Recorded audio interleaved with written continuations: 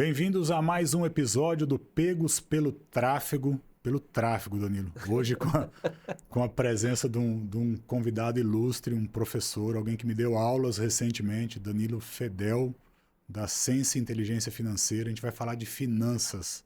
Pois é. Na minha live, 7 horas da manhã hoje, eu falei, cara, hoje eu vou entrevistar o Danilo, preciso cortar o cabelo e fazer a barba para ficar arrumadinho. E a galera queria saber se ia ser ao vivo para mandar o link. Então tem gente esperando, Danilo. Legal. Se apresenta, conta um pouquinho da história do Danilo, da Sense, e depois a gente vai falar um pouquinho sobre finanças no mundo empresarial. Legal, legal. Pô, meu nome é Danilo Fedel, né? Que nem você mesmo mencionou. Eu sou físico de formação, sou de Campinas, aqui fui físico pela Unicamp.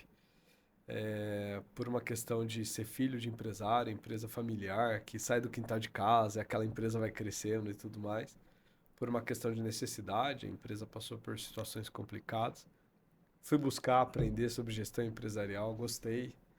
Fiz Fundação Getúlio Vargas, depois tive a oportunidade de cursar fora, em Harvard, fui para vários lugares aí. Mas o que realmente me fez crescer no mundo financeiro foi cuidar de grandes contas e embarcar ali junto a grandes empresários em grandes desafios que, honestamente, nenhuma dessas universidades que eu passei ensinou. Daí que você descobre que você não sabe nada, que nem inglês, né? Quando você aprende inglês, você entra no avião, a aeromoça já pergunta, Juice or milk? Você, né? Tipo, você já percebeu que tudo que você aprendeu não serve pra nada. Então foi isso minha vida, daí a vida ela foi se transformando aos poucos ali e até hoje. Eu sou um eterno aprendiz aí, tô. Daqui a pouco a gente vai falar um pouquinho sobre o porquê que não ensinam isso aí na escola, né? Por que a escola... Mas eu queria que você contasse um pouquinho daquela jornada do herói mesmo, de passar pela dificuldade, de ter que escolher se pagava a luz ou a água. Isso é muito da realidade do empresário hoje. Como é que foi sair desse buraco? Primeiro a gente precisa entender quem que é o empresário e quem que é o empreendedor. Meu pai, meu pai 4 filhos, eu sou caçula. Então era aquele cara que tinha um torno e uma fresa no quintal, né? Dava aula de dia no Senai, dava aula de pneumática e hidráulica e tentava cuidar de 4 filhos e uma esposa e tudo mais, uma vida um tanto sofrida. Quem sou eu para julgar? A maioria dos empresários hoje no nosso país vieram de uma situação muito semelhante. Meu pai veio a ter câncer quando eu tinha 16 anos e quando eu tinha 26 anos ele veio a falecer.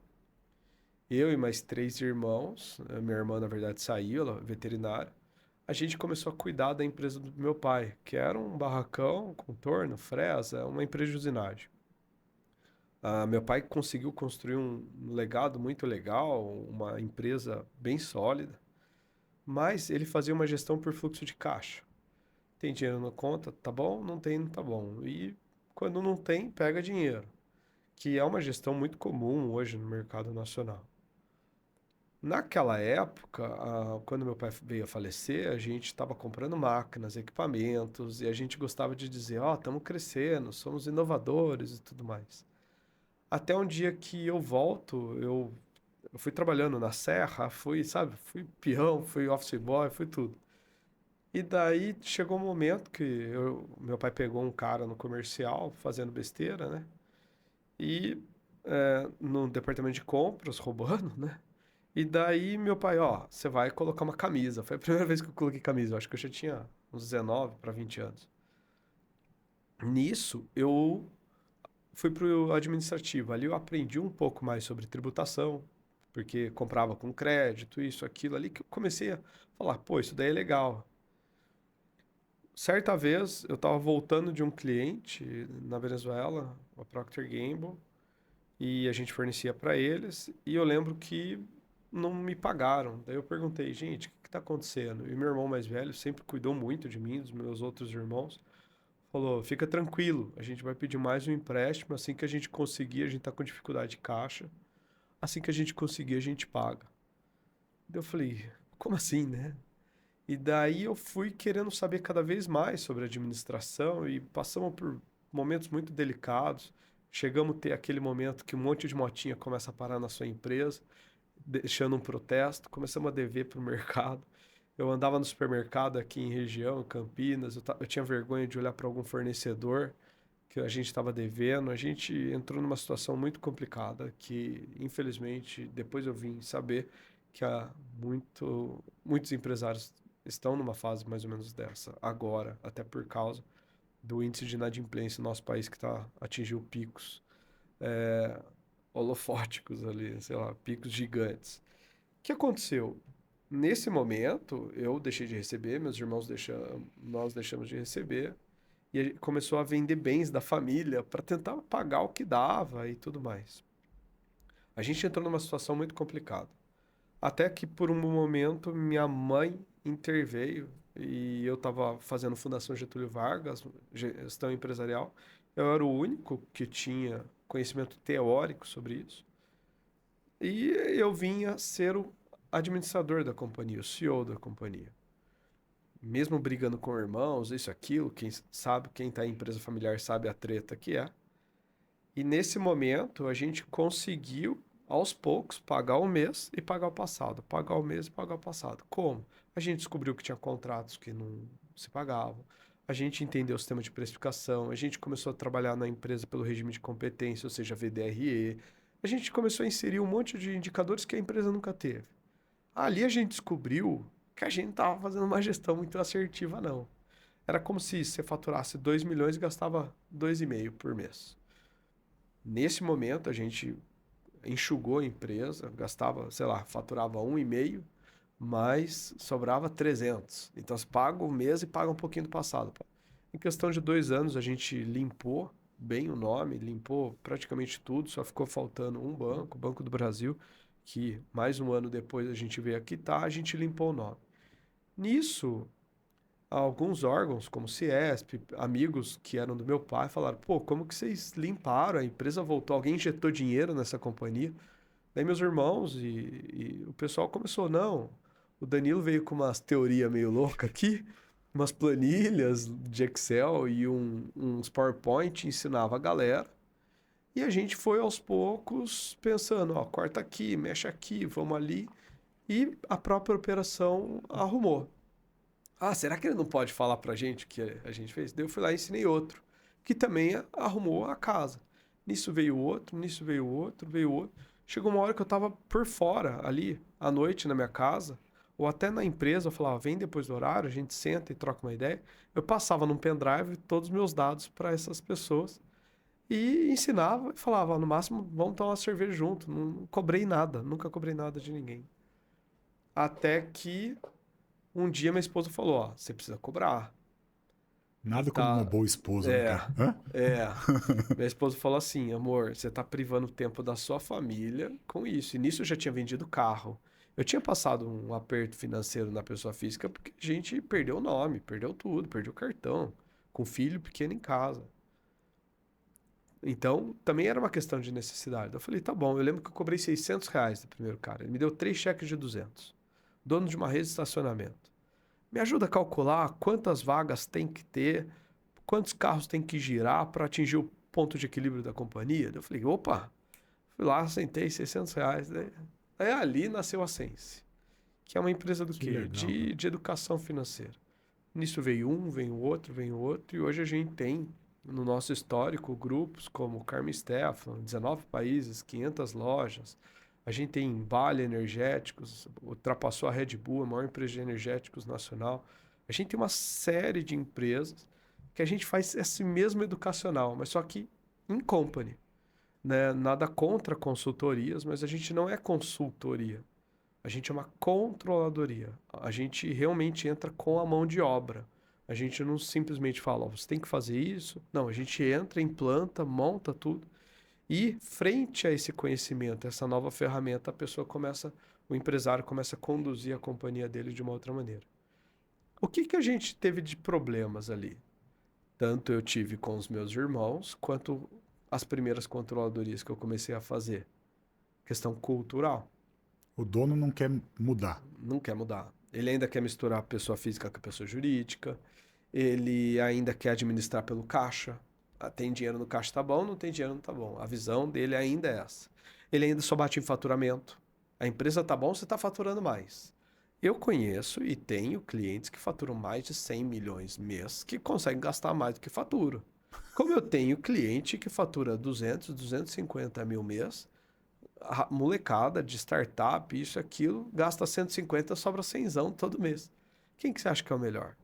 Quem que vale mais? Então, faturamento não quer dizer nada. Mas as pessoas batem, tipo, tem que faturar mais, tem que faturar mais. E daí, por causa de uma série de culturas erradas, eu também estava tendo problema com a minha família e minha esposa, por ser consteladora familiar sistêmica, terapeuta, ela me indicou para ir numa terapia, fez muita diferença para eu mudar a minha vida. E nisso, todos os clientes que a gente entra, a gente também meio que obriga ele a passar por algumas Fazer uma terapia. sessões, porque empresa é a cara do dono. Pode falar o que for. Se o dono não está bem, a empresa não vai bem. Se o dono está bem, a empresa vai bem. Se o dono tem um nível de consciência alta, a empresa tem um nível de consciência alta. Se o dono tem um nível de consciência baixo, não tem Cristo que ajude. Você pode colocar todas as ferramentas lá na empresa, não vai adiantar. Então a gente tem que trabalhar sempre os dois. A gente trabalha o dono, a governança da companhia, e não só o dono, às vezes os gestores se levam, como a gente também tem que trabalhar os números e os resultados da empresa.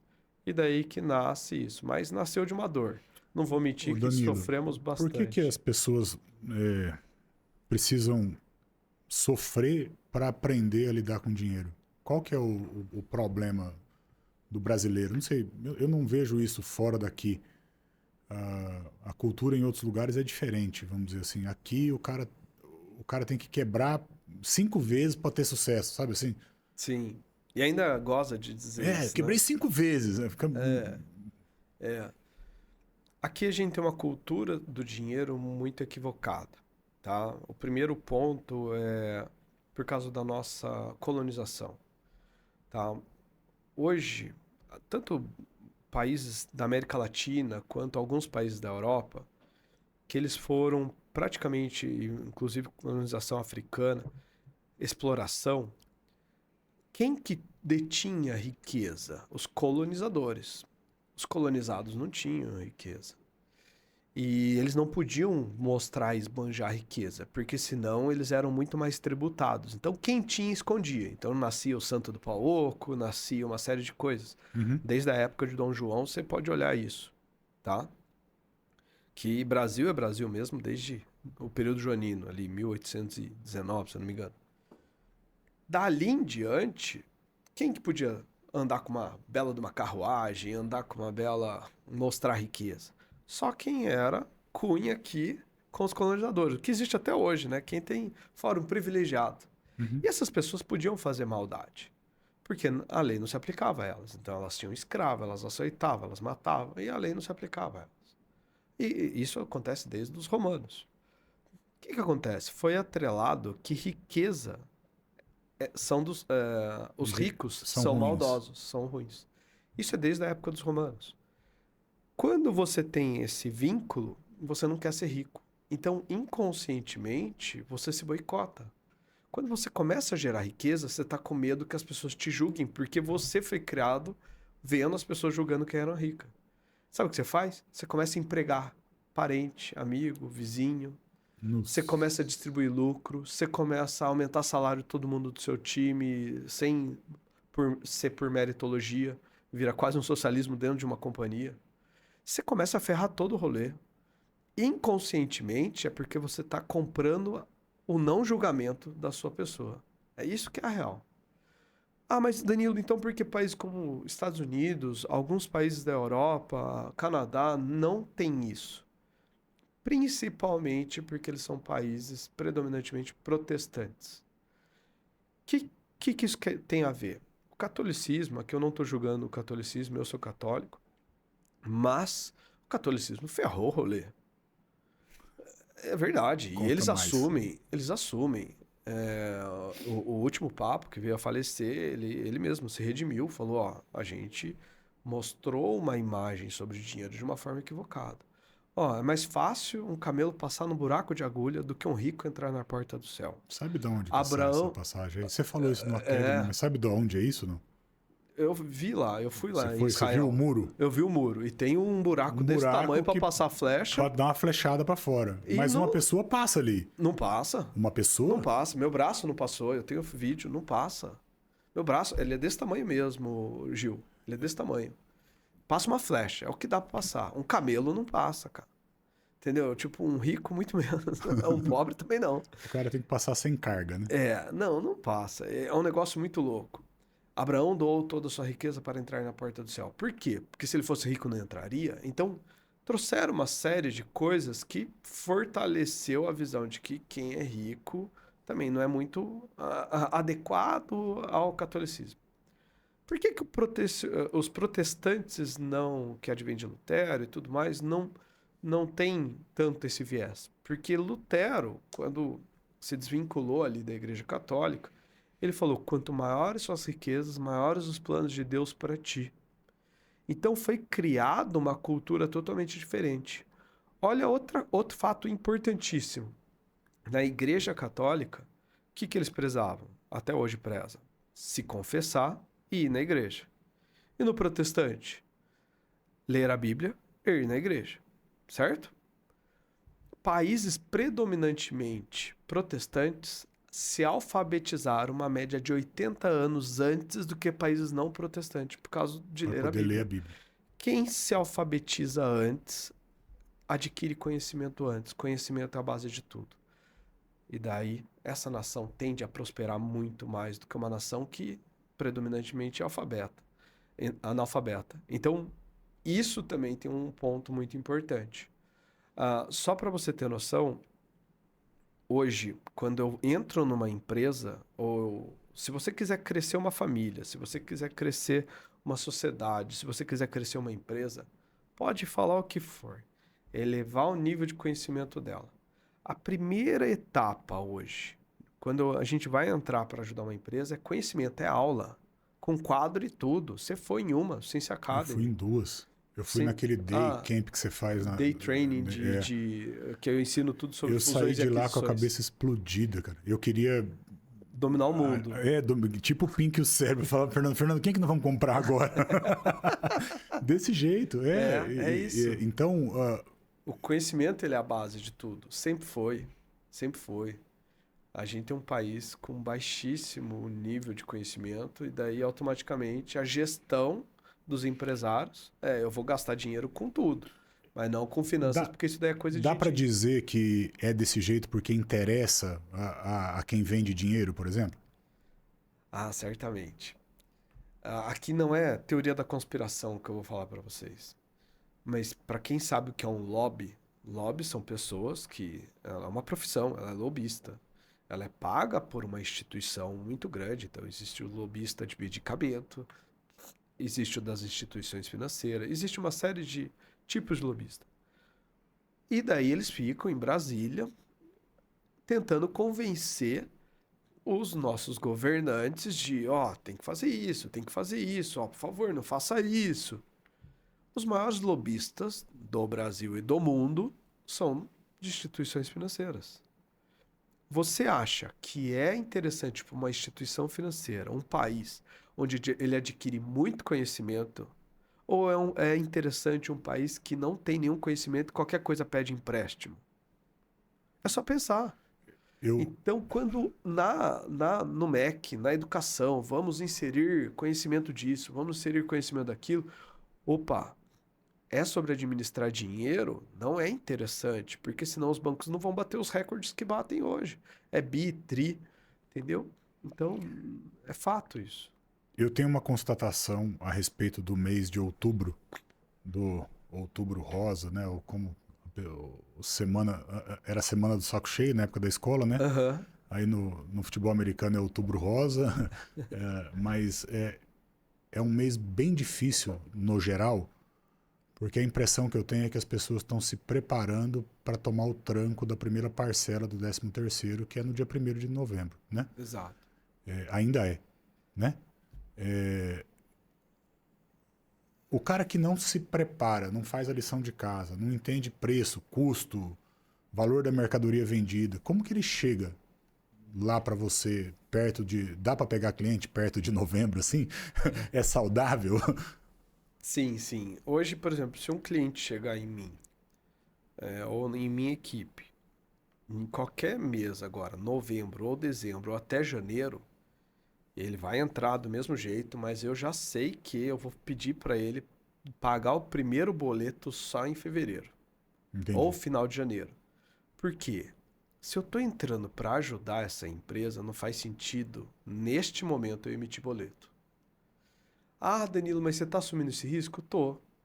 Eu não entrei para ajudar. Entrar para ajudar, eu tô entrando para ajudar. Graças a Deus, a Sense tem uma condição financeira que me permite fazer certas regalias.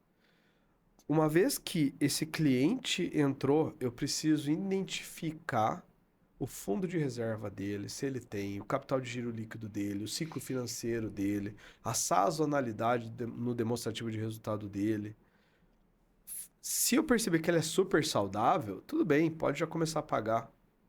Mas se não, joga pra lá, vamos primeiro arrumar a casa, depois a gente começa a trabalhar. Outro fato muito importante.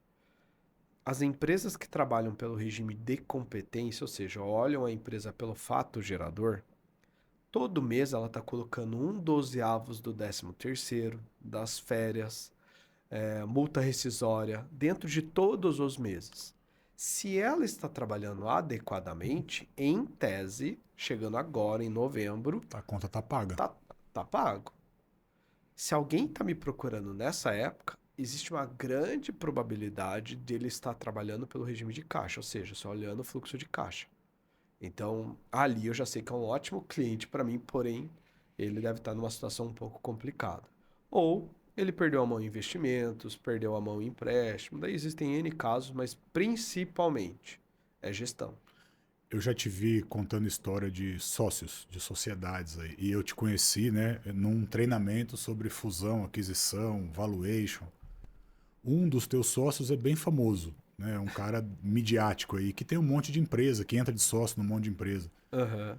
Você pode contar um pouquinho de por que é que vocês se aproximaram? O que que você fazia que chamou a atenção do Claro, João? claro. É o João Kepler, né? O João Kepler é um fofo, é um cara genial. Ele tem uma mentalidade fora da curva. Você vê que quando você tá indo, ele já tá voltando. E ele nasceu no mundo das startups, então ele pensa muito rápido. Ele é muito bom, principalmente nesse mundo de. Ele brinca de jet ski, né? Que você consegue mudar a rota rapidinho. E eu nasci no mundo da indústria, principalmente indústrias, grandes atacadistas, varejistas, empresas que é mais difícil você pivotar, é mais difícil você mudar a rota. E precisa de uma estrutura muito diferente de hoje desse mundo das startups. Logo, a gente, inicialmente, quando a gente se conheceu, a gente já se completava por isso. Mas até isso, tem bastante gente que se completa. Qual que é a pegada? Toda vez que eu encontrava o João, né, ele foi primeiro um mentor meu, num dos grupos que eu tinha. Ele, certa vez, perguntou para mim o valor de uma companhia. A gente estava em Israel. Ele, na beira de uma piscina, assim, ele falou: Ô Lemão, quanto que você compraria essa empresa? Daí tal, tal, tal. Eu lembro que eu falei um valor 6,7 vezes o EBITDA dela. Eu falei assim: não pagaria mais que isso. Eu vi que ele ficou chocado, tal. Daí ele abriu no celular. Na hora que a gente foi pro ônibus para voltar pro hotel, ele falou: "Você não sabe. Você bateu certinho o número. Você pode avaliar uma outra para mim?" Daí foi. Daí, o que que você acha desses números? Daí foi. Ele começou a todo momento, me ajuda com isso. Ó, o que que você acha? E eu ao mesmo tempo fui explicando para ele sobre como que é a controladoria em grandes empresas, a parte de demonstrativos dela, né? Eu tenho a teoria lá a riqueza, né? Líquido, sólido, gasoso. E daí, na hora que ele viu que eu transformei aquele conhecimento que, em tese, para ele era meio chato, de uma maneira simples, ele falou: Rapaz, você pode explicar aí pro meu time, né? Eles tinham um treinamento. Daí eu dei uma palestra lá pro time dele, nisso ele gostou, a gente começou a ficar mais próximo. Até uma hora que ele falou: Posso ser seu sócio? Eu falei: Depende. Daí ele falou: Como assim depende? Eu falei: Daí nisso, eu nem bobo nem nada, saquei o meu valuation, o laudo de avaliação da minha companhia. Ele falou, você é esperto, né? Eu falei, eu trabalho com isso. Se eu não tiver o meu laudo na mão, né? Quem tem? Tanto é que eu tenho amigos que falam, você teve sorte ter o João, né? Daí eu falo, sorte escambau. Eu estava no lugar certo, com o Estratégia. laudo de avaliação no bolso. Sorte é quando a Entendeu? oportunidade encontra alguém preparado. Exato. Eu falei, e outra, não custa barato andar onde esses caras andam, né? A gente sabe disso. Sim. Então, ali a gente principalmente se conectou como pessoa. Eu passei por uma situação, uma época muito complicada. E honestamente, não tenho vergonha nenhuma, o João me salvou. Porque um cliente lá, meio estranho, falou umas besteiras. E nisso ele também conhecia esse cliente. Ele falou: não, não, não, não. Ó, assume. Você é o dono da empresa. Quem fez o problema foi você. Não vem falar que a controladoria sua. A controladoria não tem poder de mudar nada dentro de uma companhia. Foi você, isso aqui. Daí o João, nessa hora eu falei: João, obrigado. Obrigado mesmo. Nem tinha pedido nada. Ele falou: não, certo é certo. O que você faz é muito bonito. E socialmente falando, todo mundo precisa disso. E ó, quero ser seu sócio. Daí a gente negociou o valor e tal, e ele comprou uma cota da companhia, comprou uma parte da companhia. E foi uma surpresa muito boa na minha vida, porque desde então, tanto eu ajudo ele quando ele me necessita e vice-versa. É uma parceria muito saudável ali. Danilo, eu não vou lembrar o número exato, mas acho que é algo próximo de 20 maneiras diferentes de comprar uma empresa ou de vender uma empresa. Exato. Quando você falou aquilo, eu falei, não, cara, não vai dar tempo dele ensinar isso num dia, né? É muito tipo, né? É Muito muito jeito e tal. Os mais comuns e aonde que as pessoas têm dificuldade de entender. Porque você fala algo, você pode crescer num fluxo natural e vai demorar pra caramba. Isso eu É lembro. orgânico. O orgânico vai demorar anos e anos e anos e vai crescendo. Sim. Um dia vai ficar grande. É. Ou você pode acelerar o processo comprando ou fundindo, né? Explica um pouquinho disso pra galera que tá em casa, daquele jeito que só você sabe, assim, Tá. mastigado. Tá. Nesse treinamento nosso, que é de um dia, é bem gostoso, né? Eu Vai acho ter um agora, né? vai ter um agora, dia 27 de novembro. E a gente primeiro explica o que é, né, fusões e aquisições, quais são as regras, quais são as normas, os motivos. Depois explica como que calcula o valor de uma companhia, né? Lembrando que o valuation, o valor de uma companhia é quanto ela tem capacidade de gerar valor futuro. Logo, até se a empresa está endividada, cheia de problemas, isso não tem tanto problema frente ao valor da companhia. A companhia pode valer muito.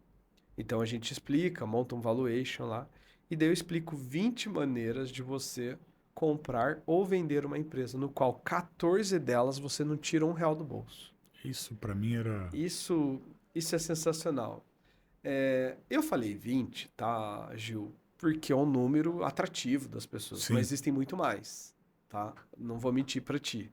E também não exige um nível de conhecimento um pouco maior. Mas essas 20 que eu explico, e a gente levou o quê? 1h30 depois no É, final para explicar as 20, super simples, factíveis. depois que a base tá feita, Exato. Vamos dar um exemplo. Digamos que eu tenho uma. Que nem. Eu tenho a Sense. E o Fernando, que está ali, tem uma BPO. Legal? O Fernando, digamos que ele tem 100 clientes. O Fernando não fornece controladoria. Eu não forneço serviço de BPO. Da noite para o dia, se eu me junto com o Fernando, a gente passa a ter um único contador, um único financeiro, um único administrativo para administrar 200 clientes. Os 100 clientes dele podem vir a adquirir algum serviço meu e vice-versa. Você acha que a gente vai crescer mais ou menos? mais. Mais. Quanto que a gente tirou dinheiro do bolso? Nada. Pronto, esse é um exemplo. Um outro exemplo muito interessante. Você, Gil, você é o cara do marketing, você consegue alavancar qualquer coisa, você consegue fazer aquilo ficar visível. Eu tenho dificuldade nisso. Daí eu chego para ti e falo assim: ó, eu vendo esse copo, mas tá difícil para mim. Vamos fazer o seguinte, além de comissão, claro, mas se você conseguir me trazer desse ponto para este ponto, eu te dou tanto de cota da companhia. O que é isso? Eu estou comprando suas horas, sua inteligência, sua competência. Isso é chamado de smart money. Nesse momento, você adquire cotas na minha companhia. Outro exemplo, e aqui tudo eu estou falando sem dinheiro envolvido. Outro exemplo, eu preciso crescer, eu não consigo contratar uma pessoa boa, porque eu não tenho dinheiro para pagar um cara de 20, 30 pau. O que que eu faço? Eu acho esse cara no mercado e falo assim, querido, primeiro que eu gostaria muito de trabalhar contigo, mas eu não tenho condições de pagar 30 mil. Pelas minhas contas aqui, eu consigo te pagar 10 mil. E você vai me ajudar a levantar o recurso para te pagar os 30 mil. O que que você acha? Mas eu vou mais além. Se a gente conseguir isso, ao final de um ano, eu te dou mais 3 salários de 30 mil. E eu faço isso os próximos 5 anos. Mas não em dinheiro, porque eu não tenho dinheiro. Eu te dou em cota da companhia. Você vem comigo? É stock option. Então, pronto, eu trouxe um cara bom para o time, aonde a moeda principal que eu utilizei são cotas da companhia. Eu vendi a companhia, você concorda? Alguém Sim. pagou para ver. Então Muita, você vendeu. muita gente tem receio de cota para lá, cota para cá, tal, de trazer para perto alguém que era melhor estar longe. Como que isso é tratado na hora do acordo, do contrato? Aonde que Hoje você em se dia, defende? a sua pergunta foi excelente. Até 2017, a nossa legislação era muito complicada para isso. De 2017 em diante, trouxeram do mercado americano o Convertible Notes ou outras ferramentas jurídicas que permite hoje a pessoa ser sua sócia, mas num contrato de gaveta. Não necessariamente ela precisa estar no contrato social. Para você tirar essa pessoa também é rapidinho. Você paga o vínculo daquele contrato, que é aquele valor, e tira, e rasga o contrato. Antigamente não existia isso. Então, você tinha que pensar 2 vezes. A pessoa entrou no contrato social para tirar. Hoje, o próprio, a gente falou aqui do João Kepler. O João Kepler é sócio de, sei lá, 80 empresas. Nenhuma ele está no contrato social. É porque Ele, ele tem um se contratinho de ele gaveta. tiver no contrato social, ele responde pelo Ele que aconteceu lá dentro. responde civilmente, a parte civil, trabalhista, ele responde tudo. Juridicamente, ele responde tudo pela empresa. Então, o investidor, o colaborador que virou seu sócio, não é do interesse dele entrar no contrato social um período. Depois que ele viu que teve confiança, é um negócio muito bacana, cabe a ele, cabe também ao dono da companhia, se eles querem entrar no contrato social ou não. Mas isso também pouco importa. Aquele papel tem uma validade jurídica e financeira, né? Ele é um direito de crédito. Então, é isso, sabe? Tipo, quando a gente aprende sobre isso, cara, a gente começa a Não, jogar o outro mundo, jogo. o mundo começa a ficar de outra cor, né? É. Porque você olha para as coisas. Eu lembro que eu saí do teu treinamento e eu fui para um treinamento, eu fui meio empurrado, assim, o André sabe, porque ele fez de propósito. Ele falou, viu, traz o cara do marketing que é teu sócio, falou pro Fernando, para vocês assistirem o treinamento aqui, eu vou dar para vocês de presente. Só que ele é cliente da empresa há 5 anos e faz 5 anos que ele está tentando marcar um dia para conversar. Aham. E ele me levou pro treinamento, não tinha como eu não ir.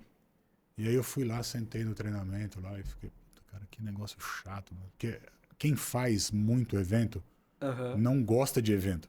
Quer ficar em casa, não quer ficar no evento. E foi um dos melhores treinamentos que eu fiz na minha vida, assim, de Pô, abrir a cabeça. Só que eu saio do seu de fusão e aquisição para um treinamento de um cara que fala: você vai faturar 10 vezes mais do que você está faturando. E vamos montar um plano para isso durante esses próximos 2 dias. E eu juntei as duas coisas. E a gente saiu de nossa, lá com um míssel, manja assim. Puta, cara, se eu nossa. fizer isso, com isso, acabou o problema. É. E clareou muita coisa por conhecer o universo de virar dono de um negócio. Qual que é o maior problema do cara da venda de serviço recorrente? É o turnover, né? É o cara sair da Sim, esteira. sim. Entrar é solução, sair é problema. E eu perdia clientes. E eu falei, cara, se eu aplicar isso aqui que o Danilo ensinou, virando sócio, nessa velocidade aqui que o André ensinou, a empresa que eu for sócio nunca mais vai sair daqui de Não, dentro. não Ela tem tem que como. fazer aqui É. daí. Ela não pode ir embora. Eu nunca mais vou ter turnover. E eu resolvo o problema e escalo o faturamento. Então, a ideia na cabeça da gente abre bastante, esclarece muita coisa e facilita muita coisa no dia a dia. A galera que está ouvindo, né, que vai assistir a entrevista e tal, e tem vontade de aprender sobre o beabá da coisa, qual o caminho hoje para aprender com o Danilo? O que é que o Danilo entrega de tempo aí? Ó, eu vou ter que explicar aquela teoria bem rápido Vamos lá. da geração de riqueza, que daí vai ficar mais fácil como e por que me chamar. E não o Danilo, a Sense, né? Até Sim. porque somos uma equipe muito forte. A riqueza, ela tem três principais formatos: líquido, sólido e gasoso, igual o estado da matéria. Eu sou físico, então muitas vezes eu aproximo a física do mundo financeiro. O estado líquido é o caixa, é estoque para quem tem mercadoria, são recebíveis, então você consegue ver. Tem bastante para receber, tem dinheiro no caixa, tem um estoque legal, ele é palpável, você consegue ver. E muito fácil de transladar para lá e para cá. Todo mundo que só está gerindo a sua companhia pela riqueza líquida, olhando para isso, tá perdido. Tá perdido, principalmente frente ao que vem vindo a reforma tributária, uma série de coisas aí. Tá complicado. Existe um outro, existe um outro estado da matéria que é o sólido. O que é isso? É quando parte da empresa, parte da riqueza da empresa, lá você gerou riqueza, você teve que comprar um notebook novo para o estagiário, você teve que comprar uma mesa nova, um carro novo para a frota, você solidificou aquilo, ele virou um bem. Isso a gente não consegue ver rapidamente, né? Quem tem balancete hoje todo mês? Ninguém. Ninguém. Por quê? Porque também não está na nossa cultura querer pagar bem um contador. Todo mundo quer pagar mal e porcamente exigir um monte dele. Não tem como entregar isso. Não me leva a mal, mas hoje contabilidade no nosso país tá como virou commodity, né? Todo mundo quer só pagar R$ 1.000. E mesmo que o cara fale, eu quero fazer um serviço top, não tem quem quer pagar, porque o empresário, por si só, não valoriza esse mercado. É uma pena. Mas tudo bem. Parte da sua riqueza em tempo real. Hora está líquida, hora está sólida. E o que é o gasoso? O gasoso é o que você faz. É a marca, é o branding, é o valor de mercado da companhia, o valor da marca, que você só consegue ver através de um valuation, mercado de capitais. Ou seja, que é o mercado de fusões e aquisições. Em tempo real, a sua empresa está gerando sólido, líquido e gasoso. Sólido, líquido e gasoso. Se você não está conseguindo ver os três ao mesmo tempo, você não está conseguindo gerir o seu negócio. Um negócio não é feito para gerar riqueza? Pois bem, Deveria ser, né? por que a gente quer gerar riqueza? Porque a riqueza é o resultado do quanto a gente serviu à sociedade. Quanto mais a gente serve à sociedade, mais pessoas em volta de mim eu estou empregando, mais pessoas eu estou. O dinheiro está circulando no mercado, certamente as pessoas nos remuneram melhor por isso e automaticamente eu gero mais riqueza. Para mim, riqueza é um sinônimo de geração de impacto social. Quando a gente gera riqueza, mas a gente não mede, de que adianta eu estar fazendo um papel social? Às vezes, na maioria das vezes, eu posso estar empatando e as coisas não estão rodando.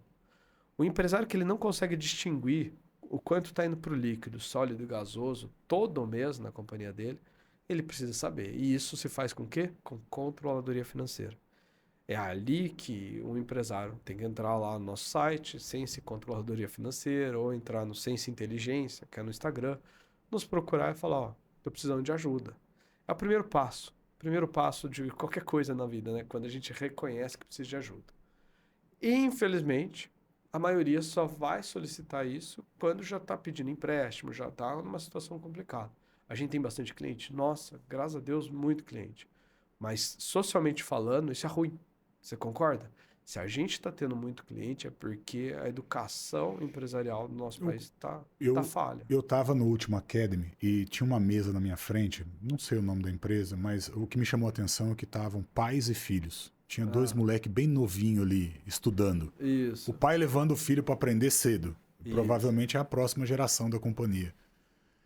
Se o cara quiser botar o conhecimento para dentro da companhia, para dentro de casa, como que a Sense ajuda? O que a Sense entrega em termos de conhecimento, de treinamento, de curso, de sistema, de técnica, de planilha, sei lá. Tá, legal. Esse cliente em especial, eu que falei para ele, falei, ó, vocês são a segunda geração. A terceira está preparada? Eles falaram, não sei. Daí eu falei, então traga.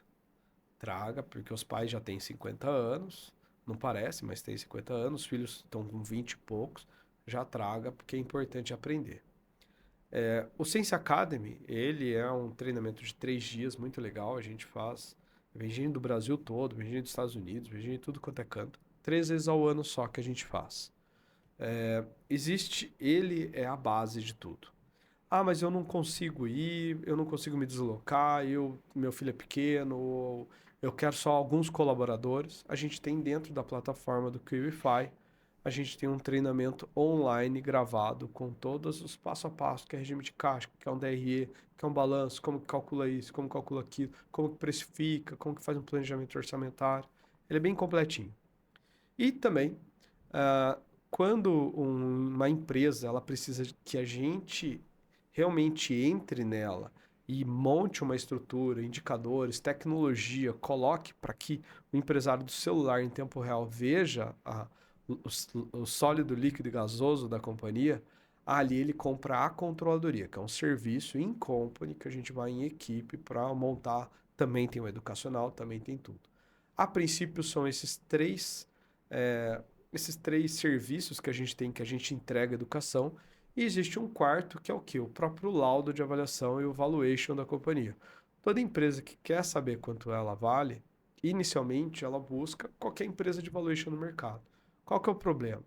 Esse mercado não é como, porque o valuation, em tese, a gente tem um link, eu posso até colocar aqui, que ele é gratuito. Você coloca lá um link, você simula o valuation da sua empresa, é gratuito. O como é um método da Modaran, mundialmente conhecido, todo mundo faz muito parecido. É com quem? Por quê?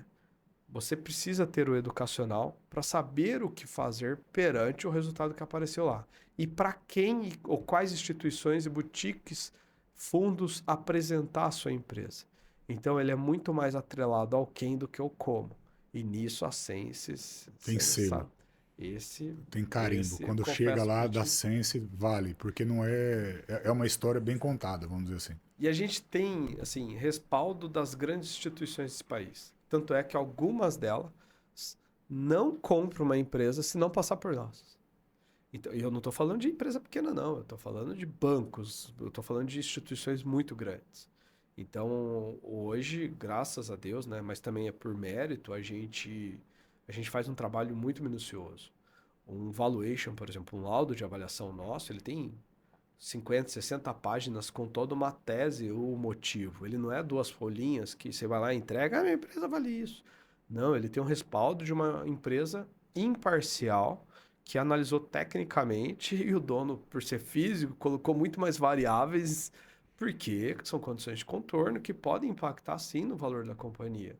Então, é um laudo muito bem apurado o que a gente faz, né? Então, somando tudo isso, a gente consegue entregar muito mais. Parte dessas pessoas que chegam até a Sense chegam porque estão buscando o laudo e aí fazem a controladoria, porque querem vender, querem saber quanto vale, ou é uma consequência? Uma empresa só vale algo quando alguém pagou. Tá. Isso é fato. Então, muita gente olha o valuation, e eu acho isso admirável, eu também faço isso, da companhia como um indicador financeiro. A minha empresa está valorizando quanto? Esse ano vale quanto? E assim por diante. Tem muita gente que vem aqui por isso. Então eu também quero a controladoria, eu quero o valuation, eu quero só o valuation, só a controladoria, isso daí é de menos. Agora, aquele que quer vender mesmo, ele necessariamente acaba comprando a controladoria. Por quê? Uma vez que ele ofertou isso ao mercado, a gente mesmo leva. Essa semana a gente fechou 2 deals, duas compras de empresa. Quando você vai, a equipe da compradora, do fundo, isso aquilo, vai fazer uma due diligence, uma investigação completa da sua companhia. Se você tomar muita ressalva, muita coisa que não está conseguindo identificar e tal, não tem o número, não tem isso, você mela o negócio. Então é interessante não só para a gestão, mas para já deixar tudo organizado para frente ao investidor. Esse investidor vem, adquire cota da companhia e como ele sabe que essa controladoria foi feita por uma empresa idônea, imparcial, que é consolidada no mercado nacional e internacional, ele já vem com menos ressalvas, com menos regalia, com menos desconfiança, logo é muito mais fácil concretizar ali a fusão ou aquisição da companhia. Você consegue contar a história de fusão e aquisição? Tem coisa que você pode contar já, que já tem. Não do que está acontecendo agora, mas de grandes negócios que você participou, de coisa que você viveu por dentro. Tem algum que pode? Tem sim. Tem um muito legal. Eu trabalhei na controladoria de uma empresa por um ano. Depois ela me chamou para ser do conselho dela por mais um ano. Daí eu fiquei no conselho da companhia dela, eu, Danilo, daí mesmo, não era a Sense. E a gente fez o laudo de avaliação, apresentou a uma das maiores boutiques de M&A do país, um dos maiores fundos de M&A do Brasil. Eu tenho um bom relacionamento lá. Começamos a negociar. Uma empresa europeia foi lá e fez uma proposta acima de bi, coisa mais linda, para adquirir essa companhia. Fomos para a negociação e tudo, coisa mais linda, maravilhosa. Quando chega no momento de, esse valor não tá bom. Daí, mas por quê? Não foi esse valor? O Não, dono da empresa? o dono da empresa, O vendedor. o vendedor. Não tá bom. E daí eu, puxa, mas por que não tá bom, tal? Mas porque hoje somos, daí eu não posso revelar, tipo, o João da empresa X. Se não tiver a empresa X, é só o João. Eu falo, mas vamos, a gente precisa Ia perder o sobrenome. A gente precisa ressignificar isso. Sempre será o João que fundou a empresa X, mas a empresa X não é mais sua. E não sei o quê. Por causa de ego, vaidade, não sei o quê, ele boicotou toda a venda. Verdade. E quase que pediu o dobro do valor. Não concretizamos o deal. Eu ia ficar multimilionário naquele dia. Eu fiquei bem murcho, bem triste, porque a Sense ganha de 3 a 5% de comissão sobre a venda de uma companhia. E passou um tempo, a Marina, minha esposa, terapeuta, foi conversar com toda a família, entender o motivo e realmente era porque depois de um certo nível, empresas bilionárias não é mais grana, é o status de ser algo. Então, ali eu aprendi um negócio. Eu era muito amador, eu acho, nessa época. Porque empresas grandes é muito mais difícil de vender, não por causa do valor, mas por causa do tamanho do apego da família. E desde então, toda empresa que a gente vai para negociação antes, eu faço passar pela Marina, que minha esposa, né, que ela é terapeuta, ou por uma equipe de terapeutas, para vocês terem noção, fazer uma ponte ao futuro, o que vai acontecer, porque senão nem vamos continuar, né? E há ali muito apego mesmo, às vezes ao nome, às vezes a marca, né? Tipo, puxa, há muito apego. O seu Evaldo Fontes, que é o dono da Araújo Fontes, no nosso país, uma das maiores boutiques, ele disse um negócio muito legal. Eu fui almoçar com ele e ele disse assim: Danilo, você não vai acreditar. Uma vez eu estava vendendo uma empresa de 400 mil, coisa mais linda, mas levei 3 anos. Ele é um mineiro, gente boa pro caramba. Levei 3 anos conversando com a família e tal. Na hora que fomos vender, assim, ó, a esposa do lado do fundador falou assim: mas amor. Seu genro tá trabalhando na empresa, sua filha tá trabalhando na empresa. Se não tiver empresa, eles vão trabalhar aonde? Ela só falou isso, ele com a caneta na mão. Ele olhou. Você tem razão, amor. Ele foi lá e largou a caneta e falou: não vou vender. Então é muito complicado o meu ramo, tá? Não vou mentir, assim, não é para poucos e a gente só ganha no êxito. Eu não tenho rendas mensais. É só no êxito. Então, às vezes, você trabalha 2, 3 anos e você não ganha R$ 1. Mas é a É profissão. o jogo. É a profissão. Então, não sei Danilo, eu ouço sempre o lado da história que deu certo e o cara fala: olha lá, fulano vendeu, ganhou, não sei quanto. Ninguém. O povo só vê a glória, né? O que passou para chegar ali não sai, não é público, as pessoas não Não. entendem o lado de fora, né? Cara, E todo mundo acredita que vender uma empresa só para empresa grande, né? Porque até eu dei exemplos, 2 exemplos grandes aqui. Mas a empresa que eu comprei recentemente é valor baixo, As duas empresas que eu fiz deal essa semana, uma é valor bem baixinho, 8,5 milhões, e a outra de 32 milhões.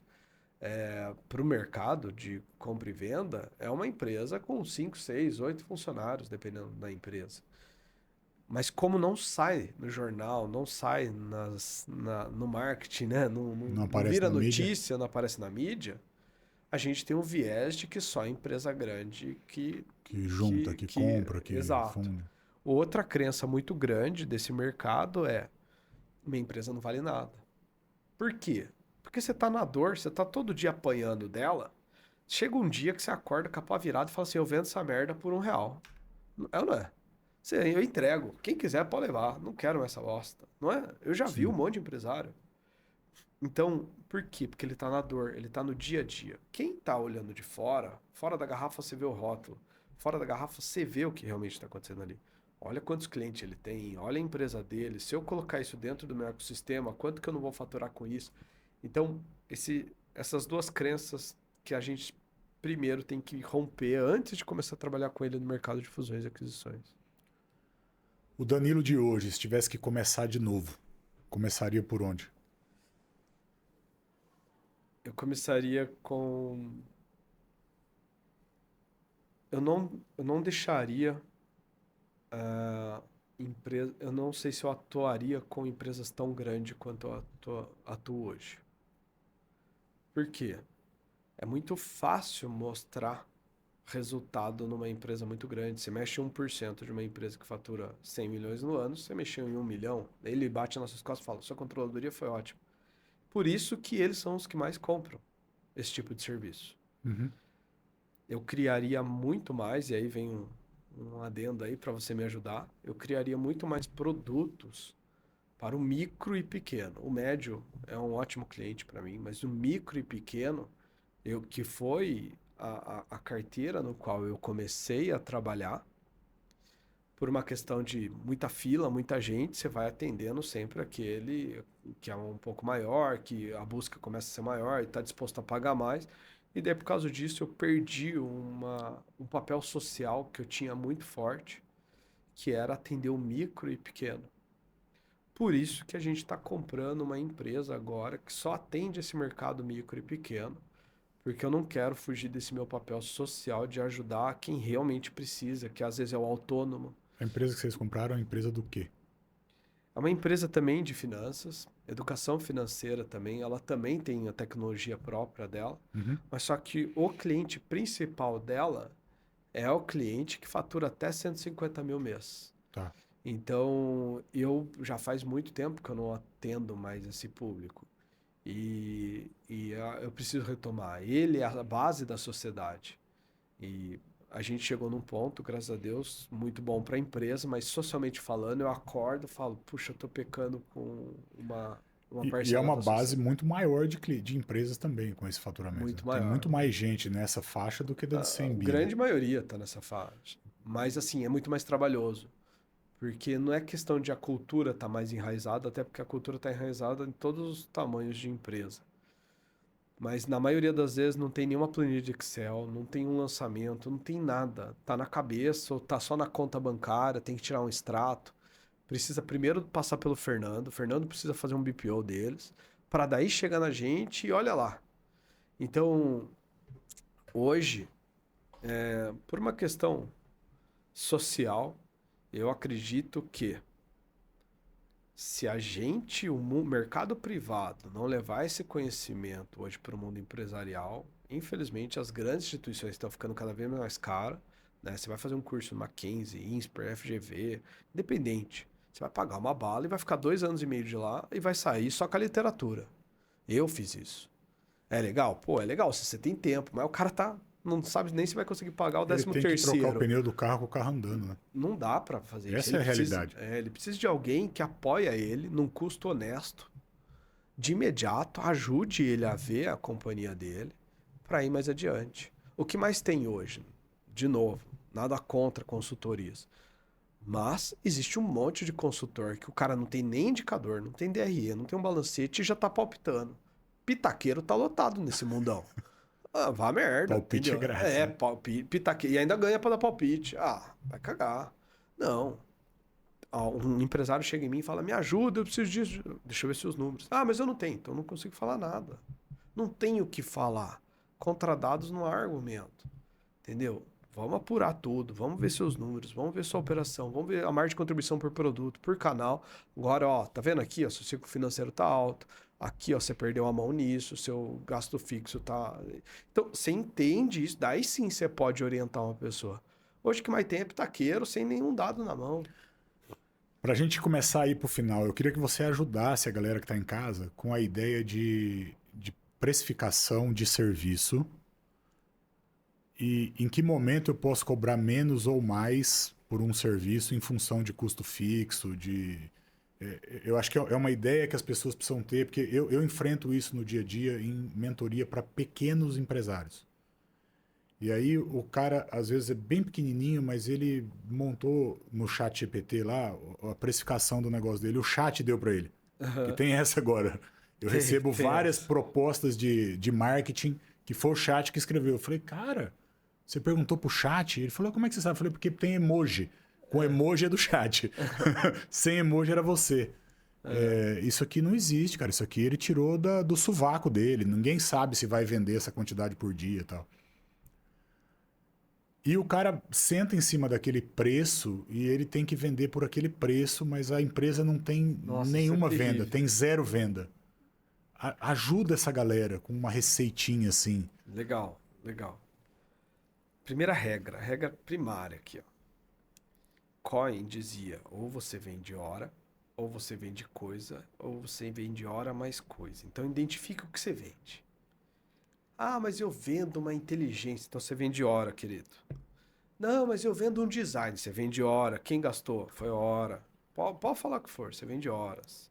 Se você tem uma competência muito boa a ponto de a sua hora ser mais cara, ter uma percepção de valor maior, é outra coisa, mas que você vende a hora. Eu conheço médicos que faturam lá 120 mil por mês, ou a consulta dele custa 2, 3 mil reais, legal, mas se ele parar de trabalhar, acabou. Então, é uma coisa, tem que tomar cuidado. Vender hora dos outros é mais legal, porque você não fica só não dependente. Uma vez que eu entendi, se eu vendo hora, coisa, ou hora mais coisa, que é a manufatura, eu tenho que medir isso.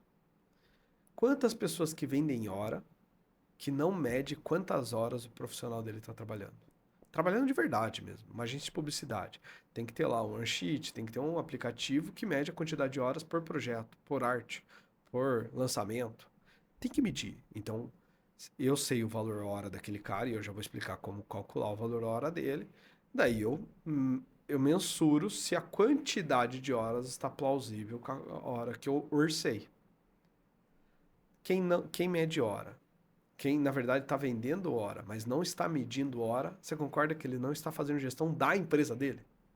Quem vende hora, fazer gestão de uma empresa de quem vende hora é fazer gestão de horas. Ponto. Acabou. Não está fazendo. Quem vende coisas, não está fazendo gestão das coisas, não tem inventário, não sabe quanto está comprando, quanto está produzindo, mesma coisa, não está fazendo gestão. Beleza. Digamos que todo mundo está.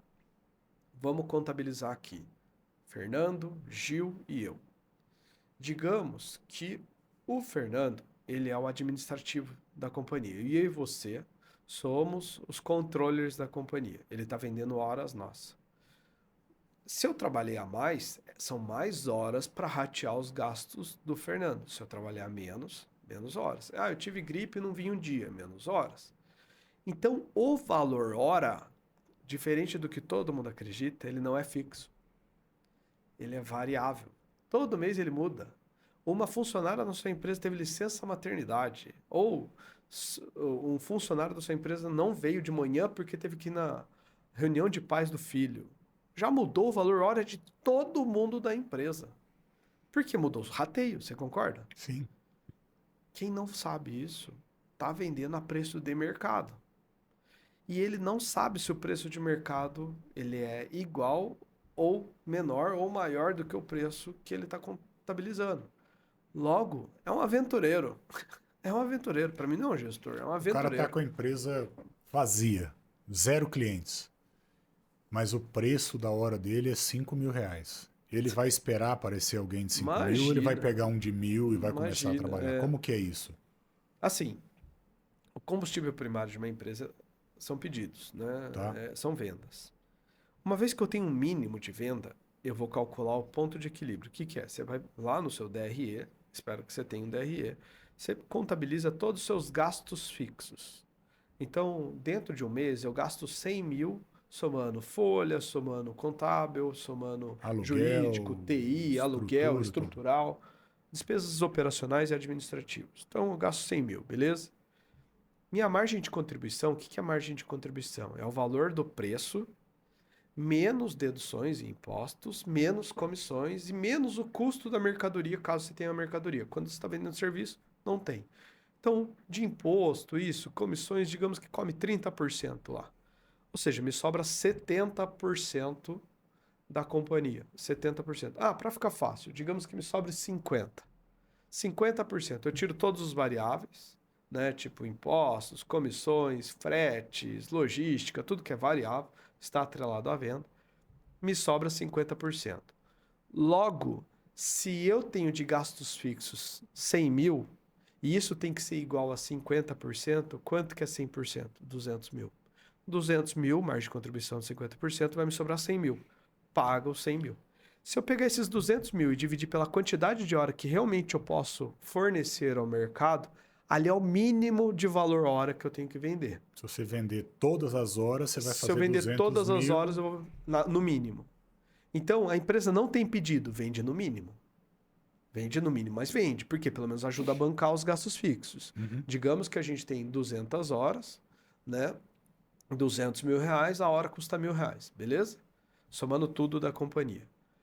Pô, tá bombando de trabalho, tem muita gente na porta, minha hora é 1.500. Por quê? Eu quero ter um 33% de lucro, um terço disso vira lucro, sei lá, ou não, né? Que vira uma ressalva, tem uma gordura. Então, Uhum. ó, eu viro um EBITDA, uma margem de contribuição melhora, tudo melhora.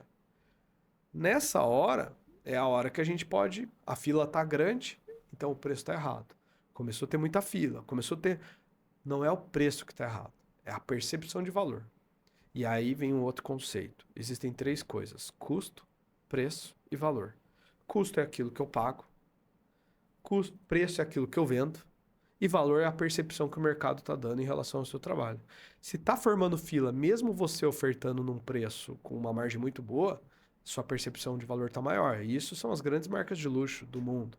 Né? Se você for numa Dior, se você for numa Louis Qualquer, Vuitton, qualquer uma qualquer marca dessas, dessa está você ganhando vai ver muito para vender uma muito. bolsa. Por quê? Porque a percepção de valor é muito alta. Uma vez que você está medindo quantas horas você tem, o custo que você tem, os gastos fixos, o ponto de equilíbrio, monitorando isso, aí sim você está fazendo gestão de preço. Senão, qualquer coisa diferente disso não é gestão de preço. É achismo, É, é é... pitaco. A gente termina as entrevistas sempre do mesmo jeito. A gente faz algumas perguntas repetidas para todo mundo, para fazer um termômetro. E no final eu inverto e você pergunta. Aí você vai poder perguntar do que você quiser, desde que que eu consiga responder, aí vai ficar com você. é. Primeira pergunta que a gente faz para todo mundo é o Danilo de hoje, o que ele faria diferente? Meio que você respondeu isso nos negócios, mas e o Danilo de hoje faria o que diferente na vida? Eu teria mais tempo para mim. Eu rodei com o pneu murcho, tomei acabadinha, a saúde deu uma destruída de um tempo para cá. E venho tentando correr atrás do prejuízo. Tenho 4 filhos e me arrependo um pouco de ter trabalhado muito. Eu sei que foi uma fase da minha vida, mas talvez eu teria não acelerado tanto. 4 filhos? 4 filhos, inclusive um de 1 aninho. Essa informação eu não tinha, não. Eu É, tinha do primeiro. né, eu tenho 4 filhos que eu faço o possível e o impossível para estar com eles. Ontem à noite foi uma bagunça lá em casa, porque eu já cheguei cedo justamente para curtir todos eles, porque semana passada eu estava viajando e a gente fez um forfé danado. Então eu falei, puxa, por mais momentos como esse, sabe? Tipo, Esse seria o Danilo, se pudesse voltar atrás, faria. Tá em tempo ainda. Tá. O, a gente sempre tem alguém para quem a gente precisa agradecer e deixar uma homenagem, algo público, registrado, assim. Quem que o Danilo gostaria de registrar um agradecimento público? Ah, sem dúvida para minha esposa. Ela é brilhante, cara. Ela é genial. É genial de genialidade mesmo. Ela consegue transformar um problema num produto, ela consegue transformar uma dor minha num aprendizado. Ela ressignifica tudo na minha vida e ela fala o que precisa falar, da maneira como precisa falar, no momento certo. Ela é extremamente inteligente e parceira, porque eu passei por dificuldades financeiras, eu passei por tudo, eu passei por muita coisa com ela junto e sempre ela me apoiou, mesmo ela vindo de família muito rica. Ela passou uns apertos comigo que só por Deus e, sabe, segurou firme na minha mão. Então, é a pessoa que ela tem todo o meu amor e todo o meu respeito aí. Show. A gente homenageia, né, deixa registrado, a gente olha para trás e tenta fazer alguma coisa diferente. E agora é hora de olhar para frente. Boa, Onde o Danilo vai estar daqui a 10 anos? Nasdaq, Na Nasdaq. na Nasdaq, IPO.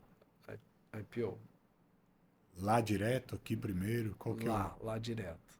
Conta um pouquinho disso aí. Eu tenho um planejamento de 10 anos, venho construindo, tudo tem dado muito certo. A gente, até então, nos últimos 5 anos, a gente superou a meta. Tudo leva a crer, principalmente na nossa tecnologia, que agora, unida a mais uma tecnologia muito boa, e com o IA, agora você consegue mandar um WhatsApp para o SenseBoard e ele responde para você a sua saúde financeira, como que tá. Daí você fala, como que eu tô gastando de TI? Então, isso não existia quando eu fiz meu planejamento orçamentário, meu planejamento de longo prazo. Então, ele tende a ficar ainda maior, ainda mais forte. E o motivo pelo qual eu quero abrir capital dela não é porque ganhar dinheiro, é marketing. É para que cada usuário que esteve comigo desde o começo, cada vai ganhar cota. É uma maneira de distribuir cota legalmente de um, de um produto e de um serviço que foi feito por todos, entendeu? Então, por uma equipe muito grande. Não só eles, como os clientes poderão adquirir cota, todo mundo que é do meu ecossistema vai ganhar cota, né? Tipo, ganhar, comprar, seja lá o que for. Mas é isso, é juntar a galera e remunerar todo mundo por aquilo que construímos juntos. Eu acho massa, porque eu tenho o SenseBoard instalado no meu telefone, né? E aí eu tô numa conversa e o cara começa a pedalar e gaguejar. Tu fala, cara, mas você não tem na palma da sua mão as coisas assim? Você não tem os números da sua empresa? Olha aqui, cara, é tão fácil. É o Fernando que faz. Eu uso para vender o Fernando. Não, mas é sensacional mesmo. E ele vem vindo com novas funcionalidades, você vai ficar louco. Ô, Gil, você vai ficar louco. Massa. Danilo, invertendo a ordem aqui, o que é que o Danilo gostaria de entender disso que a gente faz aqui, dessa... Gil, eu tenho talvez uma crença ou não, mas que esse trabalho que é artesanal, é boutique meu, não é escalonável nem escalável. E por isso a minha grande dificuldade como gestão de uma empresa onde eu levo um conhecimento de alto nível. Eu tava louco para perguntar isso para você. Se você no meu lugar, sabendo tudo que você sabe, porque você é um gênio no mundo de lançamentos, de marketing, o que que o que você e sua empresa podem fazer para mudar o estado Cara, de uma empresa como a minha? do pouco que a gente conversa e eu entendo da tua operação, vamos dizer assim, você começou de trás para frente. Eu vou explicar, tá? É legal, porque é uma jornada completamente diferente. O mais difícil do que a gente faz, você já fez, que é o high ticket. Você já entrega o produto de 400 mil, de 200 mil, você já tem ele. Sim, esse é o último estágio da onde eu venho. A gente começa vendendo um produto de 67. Reais. Para vender um de Ou 1.000. R$ 1.000. Não, R$ 67. Tá. Aí você vende um de 1.000. Aí você bota o cara numa mentoria de 25.000. Aí você vende um mastermind de 100.000 para vender o high ticket de 400.000. Qual que é a diferença? E aí eu vou responder o que você perguntou. Você não consegue escalar produtos de 400.000 porque você está lá in company. Sim. Beleza? Sim. Mas o mundo não se resume no in company. O in company foi a forma que você, Danilo, encontrou para resolver o problema botando você a mão na massa. Beleza? Sim. Agora, isso não quer dizer que o produto de R$ 67, o meu Band-Aid, não resolve o problema. Ele resolve um problema. Sim. E essa é a mágica. É um Band-Aid. Ninguém vai na farmácia para comprar Band-Aid de R$ 100.000. Ele quer um Band-Aid, ele quer pôr ali, quer tampar o buraco e tá tudo certo. Eu não acho que o mundo se resume em vender só Band-Aid e nem também se resume em vender só high ticket. O processo de desenvolvimento dentro da esteira é que é bonito. Eu sou aluno de um cara de um produto de R$ 67. Depois eu virei aluno dele de um evento de R$ 5.000. Ele fez um pitch de mentoria. Eu falei, não, eu sou vendedor. Como é que eu vou comprar um negócio desse aqui? Isso aqui tá armado para me vender. Tô fora. Não comprei. Depois ele ofereceu 30 minutos de papo lá de uma consultoria. Eu fiz a consultoria e eu caí no pitch dele e comprei, porque eu estava desavisado, eu não estava armado. Na minha primeira aula na mentoria, ele trouxe um cara para falar sobre lançamento pago. Eu fiz R$ 150.000 com o aprendizado que ele me deu. Eu fui dar depoimento disso num evento dele.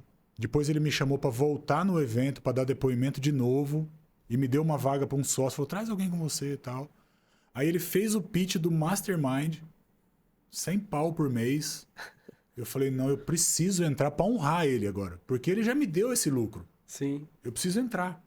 E aí eu fui para um lugar que eu nem acho que eu mereço, tá? Ô, louco. Cara, porque eu sento com um cara de 50 milhões, 60 milhões, 80 milhões.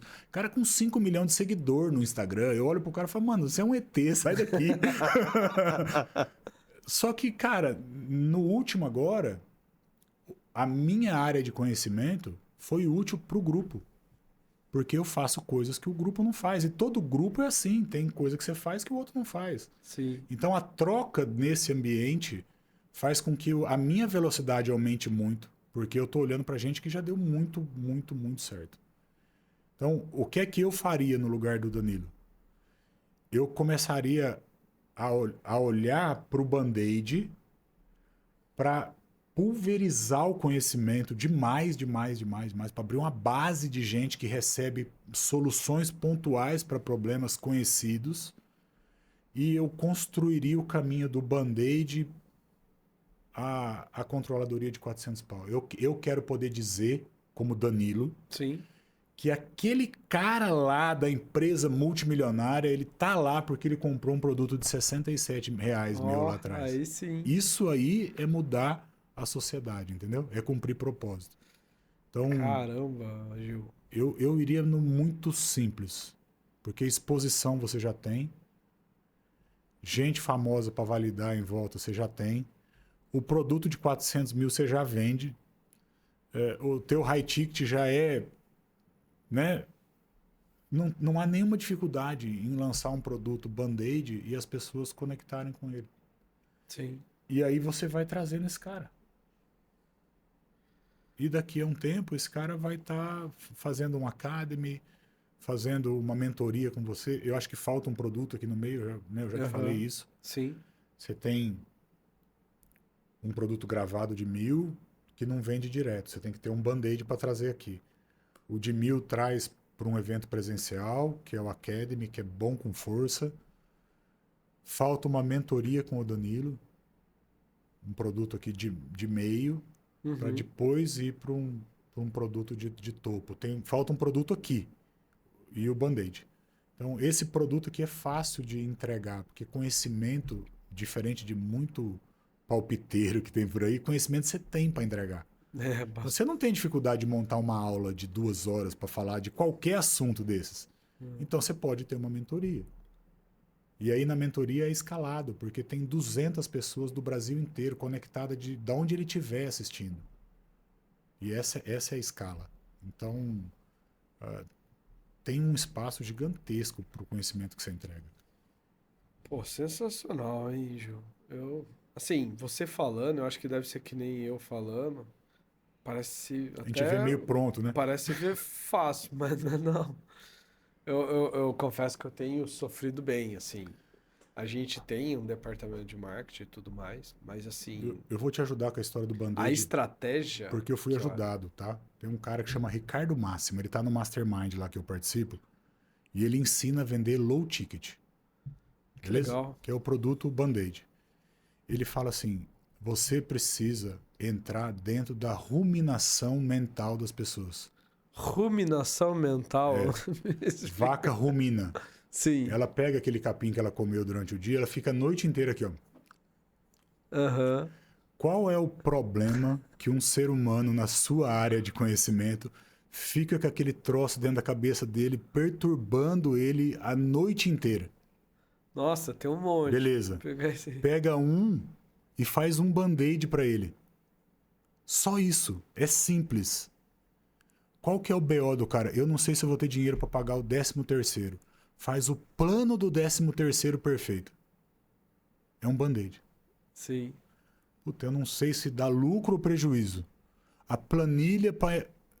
Entendeu não? Sim. São pequenos band-aids que realmente resolvem aquela ruminação mental, aquele problema, e que vai fazer com que a pessoa acesse o Danilo de alguma maneira. Passe a conhecer o Danilo.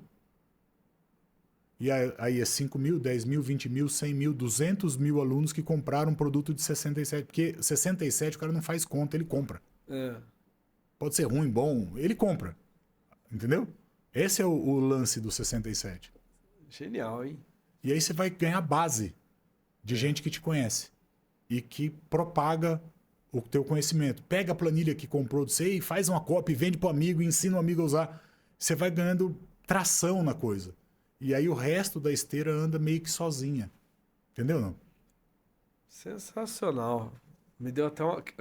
Quando você saiu do day training de M&A, tá que nem eu, não vejo a hora de ir embora e rabiscar tudo isso aqui. Não vejo a hora de colocar no papel tudo isso. Mas é assim, ó. O bom é inimigo do ótimo. É, Faz, cara. Só faz. vou tentar. E arruma. Faz e arruma. Eu lancei um chamado Território Dominado. Como fazer o chat GPT falar que você é o melhor da sua cidade. Que legal. Beleza? Fui pra aula, não sei o que tal, vendi mentoria, legal. Aí eu quis inventar moda. Aí eu troquei o nome do produto pra venda todo santo dia. Não pude usar porque já tem registrado do Caio Carneiro. Ah, é. Aí eu mudei o nome para 5 clientes por dia. Beleza? Vendeu bem. Menos do que o território dominado. Porque o cara não acha possível 5 clientes por dia. Mas território dominado é possível. Mas 5 clientes por dia pro cara não é possível. Caramba. Entendeu? Então, o que o cara fica mastigando? Puta, como é que eu vou ter mais cliente? Como é que eu vou vender mais? Como é que eu vou vender amanhã? Olha uma curiosidade, recentemente um pessoal lá do meu comercial falou que chegou uma pessoa procurando a gente e o chat GPT que indicou a gente como a melhor empresa de controladoria para ele. Eu falei, eu não lembro de ter pago esse post, não. Não é pago, é Eu baseado em sei, eu tô conteúdo, brincando. mas é Tipo, completamente... É um território virgem que você pode botar as primeiras bandeiras nele para não sair mais de ser o melhor. Se você dedicar um pouquinho de esforço, você vai continuar sendo o melhor para sempre. olha que louco. A gente não é grande. Você sabe disso. A Sense não é uma empresa gigante, não é uma Deloitte. Mas fomos reconhecidos, não por uma, não por duas, não por três, por várias instituições, inclusive instituições muito grandes, que somos a maior empresa de controladoria para PME do Brasil. Né? Ou seja, é um mercado Gigantesco. gigantesco, né? É isso aí. Abre a base. Vai no PP lá e vai transformar ele em P, entendeu? Pega o empresário individual e transforma ele em pequena empresa. Ensina alguma coisa que vai ajudar Você vai ele. me ajudar com isso, Ju. Show. Danilão, obrigado, cara. Pô, eu que Obrigado agradeço. por ter parado a tua agenda, que Não, imagina. é muito concorrida, e ter tirado uma tarde para vir aqui foi massa demais. Eu aprendo bastante com você, eu gostei de estar nos treinamentos, eu gosto do ambiente lá da Sense. É um lugar que, se você puder ir conhecer, vá. Uma casa linda, a galera muito massa. É isso aí. Eu vou deixar os teus contatos aqui, o contato da Sense, a forma de achar treinamento e tudo mais na descrição do vídeo. E a gente volta para próximos episódios, logo mais. Eu que agradeço, Gil, Fernando, a genialidade aí de vocês. Socialmente, eu acho que a gente se une e fica mais forte. E é o que todo empresário precisa. Então, tamo junto, pode contar sempre comigo. Obrigado. Valeu mesmo. Valeu. Até mais.